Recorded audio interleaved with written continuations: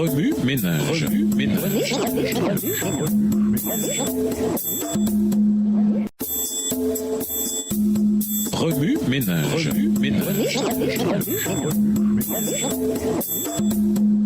Bienvenue à votre émission Remue ménage. Voilà la leçon de mercredi, le rôle du Christ dans le sanctuaire. Lisons Hébreux 8, verset 6. Hébreux 8, verset 6. Mais maintenant, il a obtenu un ministère d'autant supérieur qu'il est le médiateur d'une alliance plus excellente qui a été établie sur de meilleures promesses. Le ministère du Christ dans le sanctuaire céleste est l'une des croyances fondamentales des adventistes. Il y a plus de 2000 ans, le Christ monta au ciel après avoir achevé son ministère terrestre. Sa mort sur la croix fut le sacrifice ultime pour racheter l'humanité du péché et de ses conséquences. Mais comme nous habitons dans un monde coupable où le mal foisonne, le processus de rédemption de l'humanité n'est pas encore complet. Le Christ est toujours impliqué dans le service d'intercession du sanctuaire céleste. En tant que médiateur, il se tient entre l'humanité et Dieu pour restaurer la relation brisée. Grâce à lui, l'humanité perdue a l'occasion de se réconcilier avec Dieu. Il est important pour nous de comprendre les points principaux de l'intercession du Christ dans le sanctuaire céleste. Premièrement, le Christ est le modèle parfait du sacrifice par lequel Dieu peut pardonner les péchés. Cela ne veut pas dire que Jésus supplie Dieu en notre faveur pour qu'il pardonne nos péchés. Dieu nous aime déjà et ne cesse de nous chercher. Jean 16, versets 26 et 27. Deuxièmement, dans son œuvre médiatrice, le Christ ne change pas l'attitude de Dieu envers nous. Sa mort pour l'humanité résulte de l'amour infini de Dieu. Jean 3, verset 16.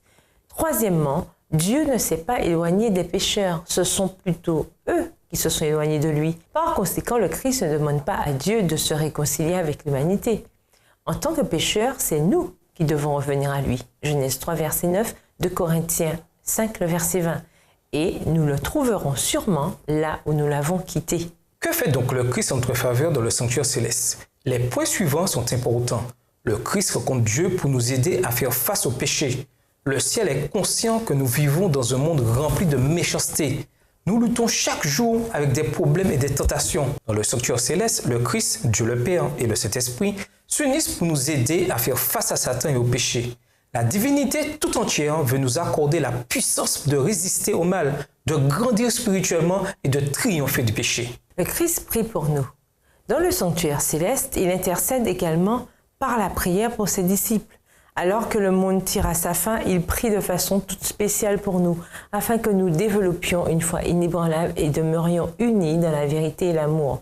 Tout comme il a prié pour Pierre, Luc 22, verset 32, il veut que nous le connaissions mieux, afin d'être victorieux en lui, brave et courageux. Il nous défend aussi contre les accusations de Satan. Le Christ nous donne la puissance d'être ses véritables témoins. Il déverse sur nous son Saint-Esprit qui nous procure la puissance et les avantages promis à ses fidèles d'ici. Remue ménage. Selon vous, quelle autre chose le Christ fait-il dans le sanctuaire céleste? Appuyez votre réponse sur un verset biblique. À votre avis, combien de temps encore durera l'intercession de Jésus dans le lieu très saint? Au revoir. Et à demain si tu veux. Remue ménage. Remue ménage.